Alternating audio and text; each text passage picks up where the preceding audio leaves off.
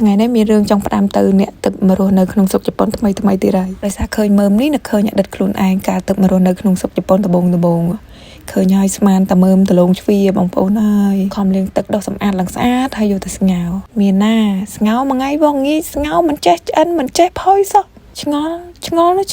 ដលងអីគេហ្នឹងចុះក៏នឹងប៉ាពីខូបអាសាទៅតាមខេត្តពេលគាត់ត្រឡប់មកវិញអាសាទិញបន្លែទិញអីយកមកផ្ញើអញ្ចឹងណាហើយចៃដនកាលហ្នឹងគាត់ទិញយកមកមិនប្រាប់ថាមើមអីនេះខ្ញុំក៏មិនបានគិតអីវិញឆ្ងាយក៏គិតថាមើមដលងហើយចុះបើមើលតែមើមដលងច្បាស់ចេះនេះ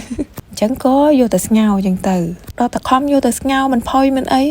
មានណាហត់នឹងស្ងោរលទ្ធផលចុងក្រោយចាក់ចោលទៅទាំងអស់ហ្នឹងហើយកន្លងហួសបន្ទាប់ពីនឹងមករៀងយូរដែរក៏ឃើញមានគេលក់នៅផ្សារទៀតតែលើកនេះអត់មានយកទៅស្ងោរទេគឺមុនគិតយកទៅស្ងោរហ្នឹងក៏សាកយកឈ្មោះដែលគេដាក់នៅលើសបកថងហ្នឹងណាយកទៅបកប្រែមើលដល់ពេលបកប្រែមើលសើចមើលនៅក្នុងអ៊ីនធឺណិតទៅបានដឹងថាអូអានេះមិនមែនមើមដលងណាក៏ពិតទៅមើមឈូកតកកអីគេនោះសោះហ្នឹងណាហើយមើមឈូកតកកគេនេះចង់ញ៉ាំចំជាមហាសែនស្រួលហើយអត់ចាំបាច់ហត់យកទៅស្ងោរអស់ភ្លើងអស់ហ្គាសអីសោះគ្រាន់តែចិត្តតែសបកលាងទឹកឲ្យតែស្អាតទៅញ៉ាំបានទៅហើយ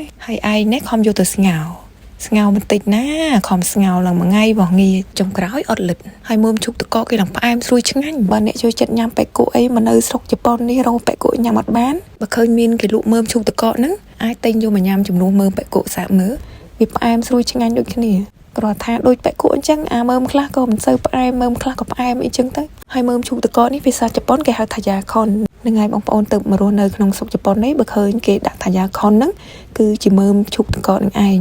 ចំណែកដំឡូងជ្វាវិញភាសាជប៉ុនគេហៅថាសាស៊ូម៉ៃម៉ូដូចនឹងខ្ញុំដាក់អក្សរនៅខាងលើហ្នឹងណា